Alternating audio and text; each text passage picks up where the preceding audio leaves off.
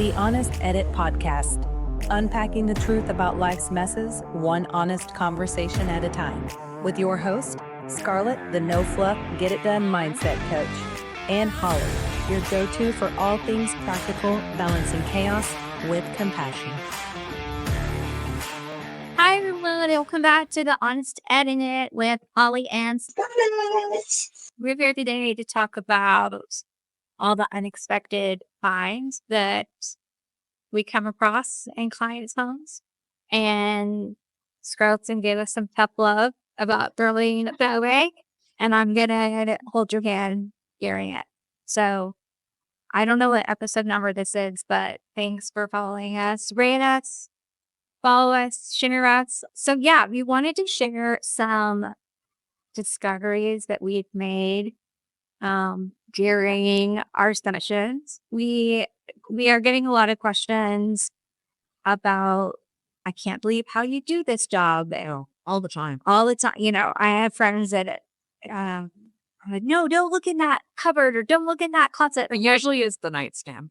The nightstand is like the most personal. Yeah. And they never want their nightstand organized. Mm-hmm. And usually if I find something that I'm not supposed to find, I will just put it under some papers, put it under some books like I never saw it. Mm-hmm. So yeah, all the time.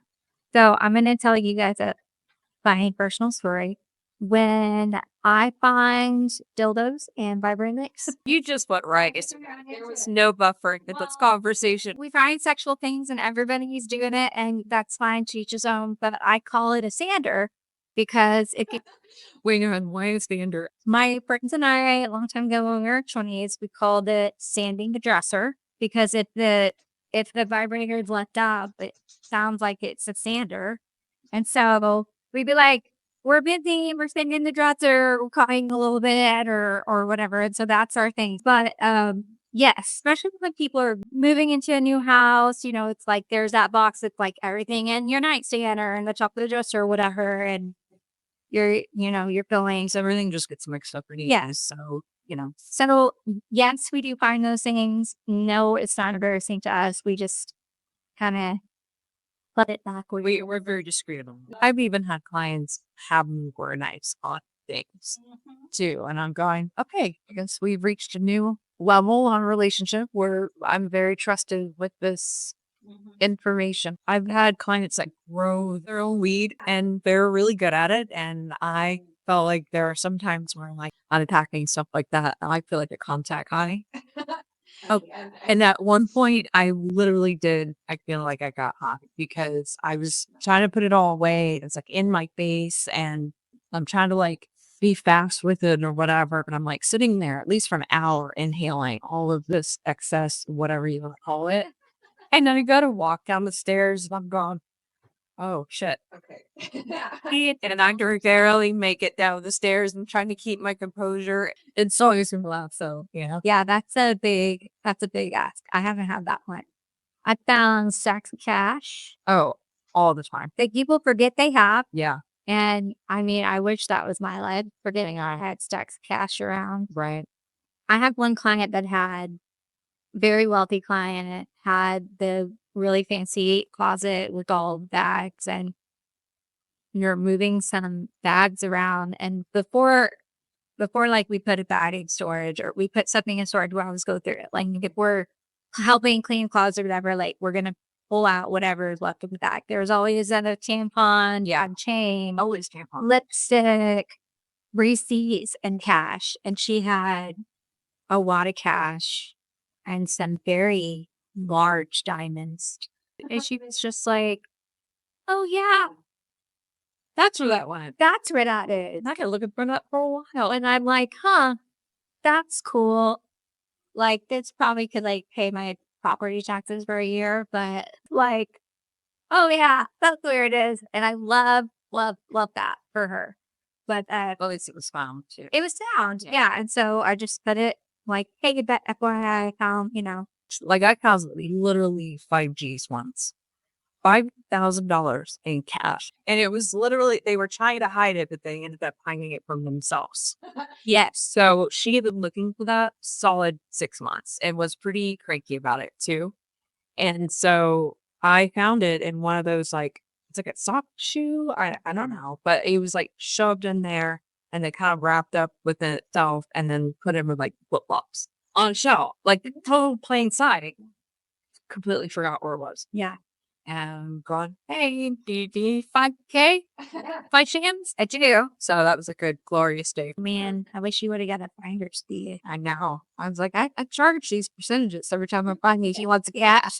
That it happens a lot where we, you know, you're trying to like hide something or you're like, I need to have a, a safe space for this for a while. And then life happens and clutter happens and maybe moving happens or different season of life and you just forget stuff. Like I've had clients that we found Christmas couplings that were hidden like years later. They're like, oh. And I think when I was younger too, I would like hide stuff and then find stuff again too. And it's always fun pulling out like a winter jacket and landing like a 20 in it or something. It's never done. I've never fried cheese. So maybe like a note in your phone or something of like, don't forget it. This is where I put in it because it can just get, I mean, it's great for us to find that. I'm sure if you're just missing thousands of dollars and you need it. I mean, it's nice when the client has a like sigh of relief. Yeah. Like, Yeah. gosh, I've been looking for that forever. Every time we organize, we find, I think I hear that all day long at almost every session. Oh my gosh, I've been looking for that. So, I mean, we're always finding something. Another thing I feel like I run across all the time.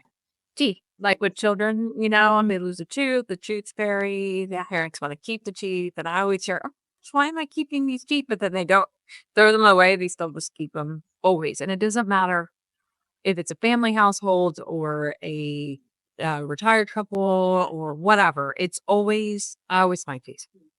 So Max just lost his first 2 teeth. Oh. And I asked my husband to he goes, what are we doing? He was like, I don't know. Like, do we get rid of them? I don't know. I don't understand why you hang up. I don't know. I remember I had my baby teeth, like my mom gave me my baby teeth. I had hung on to them for some years. And then I was like, that brings up that whole other feeling of like when someone in the family gives you something. Right. And we have this conversation All the time. every week. I have this conversation with clients of like, Grandma gave me the china from her wedding, but I don't have any space for it and it's out of date and it doesn't work for me. Or I had this, whatever. I mean, it's always something from relatives. And what I always tell my clients is, and I tell myself this too, Grandma gave you X, Y, and Z to bring you joy because it brought her so much joy. Mm-hmm. She gave it to you for it to make you happy. Mm-hmm.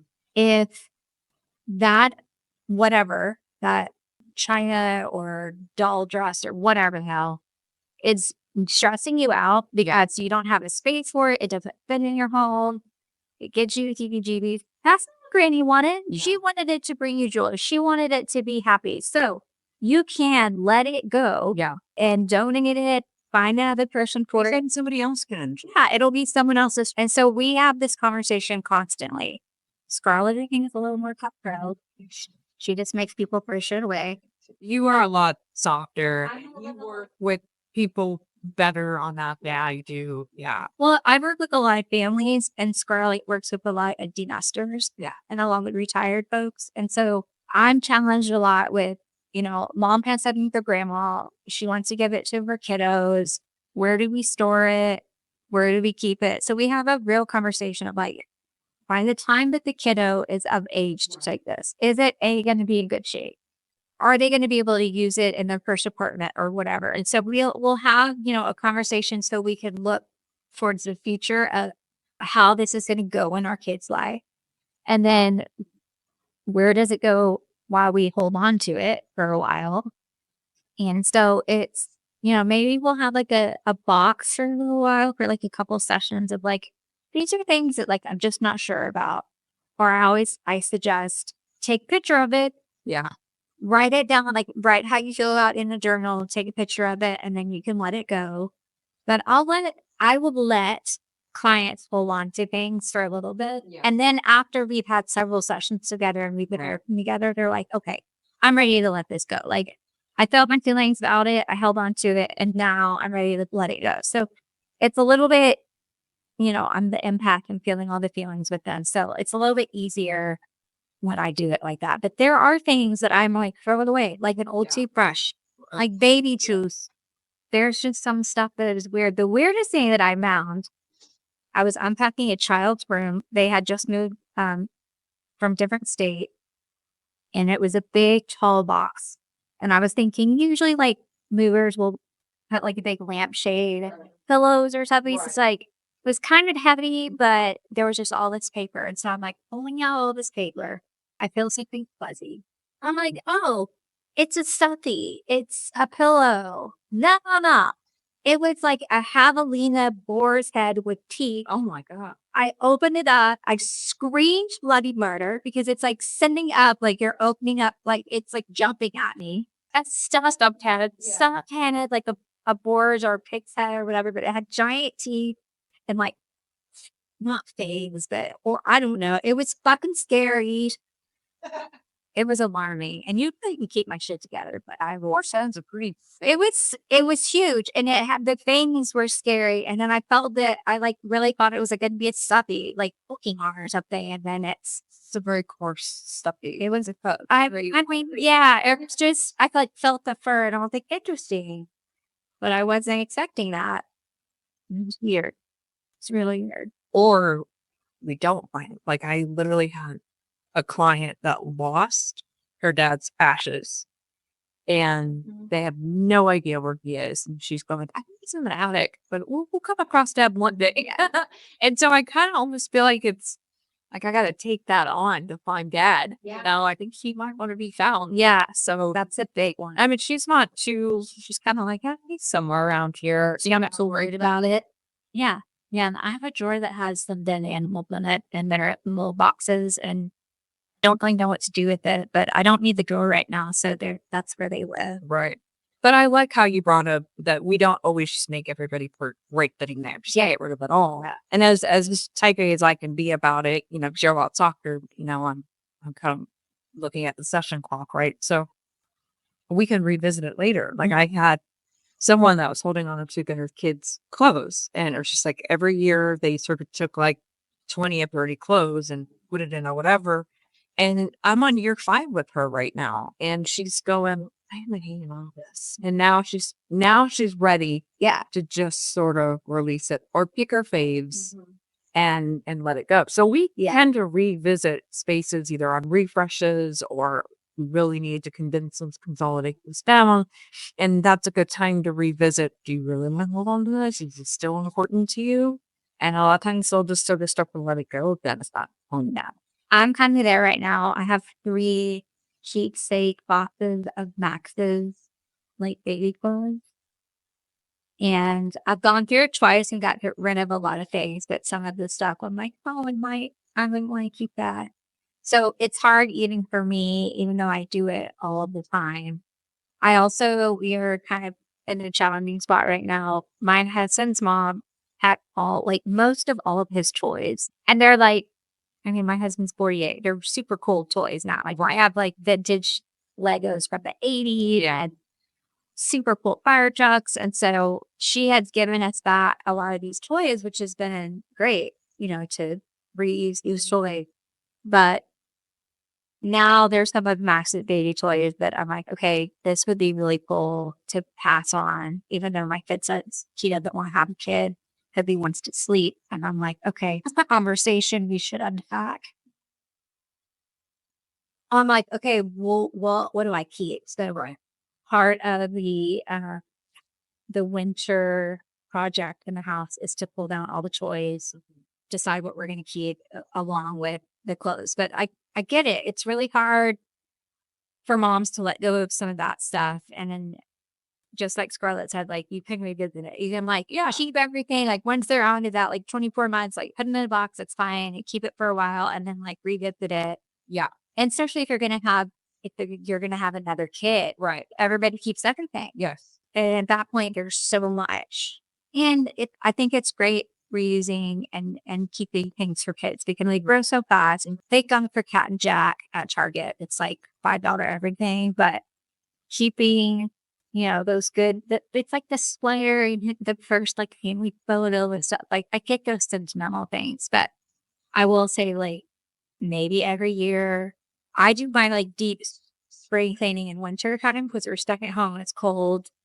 Um, and we'll talk about that in the next episode. But yes, you can keep stuff, but you also need to like weed it out. Well, I liked what a client said the day to me, because we learn from our clients too. It's just not always something from us. Is she's at a point where, I mean, she's in her 60s. She's at a point where she is like, I've got all this china from my mom, and why don't I just use it? Why aren't I using it? Why am I waiting for some special occasion when this dinner party may be the special occasion, or this gathering for whatever we're celebrating is a special occasion? So I see that we tend to take china and silver and just throw it at the top of kitchens, and then it just literally never sees the light of day again. 100%. So I love that. She's like, she having use it? Yeah, I'm not. What are you waiting for? What's the social occasion? Like when you get married, because somebody gets married or somebody graduates or somebody, like what would actually be the special occasion? That's a really good point. I feel like, the generation before us, before you and I, like our parents would get china. That was like the thing, the china or the silver for weddings. Right. And then it gets passed on to us, and we're like, well, we have our everyday dishes, like, Yeah. or you're still coasting the family. So what do we use? What do we use it for? So we're in the land of disposables, like in this, this day and age. People don't want to like sit there and wash quick dishes or throw it in the dishwasher or whatever. They just throw out, nice paper plates or whatever. So I have that. I get that the china a lot, and I also feel like today's the day to use the nice stuff. Today's the day to wear those fancy heels. Today's the day, like, you don't know what's going to happen tomorrow. We can't take for granted the next day. So if you want to use your china for this dinner party, go for it. I do that. We have some china that I found in an estate sale because that's my jam. And I love it. It's so beautiful, but we use it every day. Because it's like that good china from back in the day, like you can't break it. I know it holds up. It holds up. Yeah. It holds up in the dishwasher. It holds up with the toddler. It holds up like, people scratching it during dinner time. Like yes, we use it because it makes me happy. It's a fun pattern. Yeah. And I've had my china for 20 years. Yeah. Yeah. Yep. 20 years. But my crepe barrel that cost me, like 12 set, that cost me like $1,200. I just already chipping, scratching. That jarred my memory because people always like cutting into my plate. Yeah. So now I'm over. I'm done. And I'm going, why did I spend so much money on a freaking plate that, that doesn't even hold up anymore? It just sucks. I've been doing a lot of estate sales lately, and I've seen so much china and so much silver. And it's almost like a lost art now. Yeah, nobody does that anymore, especially after COVID. Yeah, I hear all the time, oh, just don't entertain anymore. I would just stop entertaining anymore. And so people are not into it. That's how I used to be. We used to entertain all the time, and we're just not in that season of life.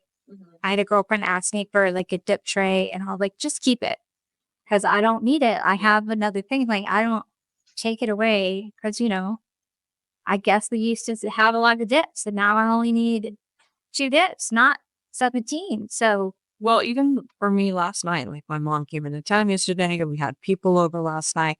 My first initial go-to for, okay, what are people going to eat off of is, where's my disposables bin? And see what plastic pretty plates I have in there or whatever. And my mom goes, why don't we just use regular plates? It's only like 8 of us. So I think we can kind of like rinse off some dishes at the end of the night. And I'm like, you're right. I like taking a break sometimes and washing dishes because then I can mentally recharge. Yeah. I just can't get behind the dishwasher. Yeah. I am. That's like so abnormal, but I cannot. I'm right here. I'm literally just already cleaning it. I'm not going to sit and like power wash it, rinse it, and then put it in the dishwasher. I scrub it, and then I put it on my drying racks, or I take the towel and I just put it away. And then I don't have to worry about them. What overwhelmed me a lot was a massive amount of dishes in a dishwasher, and I have to go put it all away and spend 15 minutes doing all that. Now, I know that's not for everybody, but for me, that would overwhelm me. Yeah. And I won't do things that overwhelm me. So we just wash our dishes. Yeah, I love it.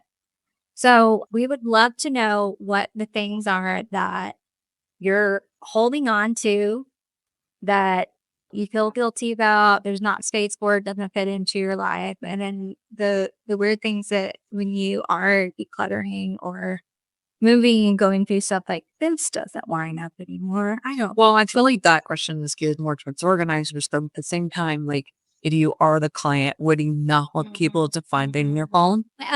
Think about those things. Yeah.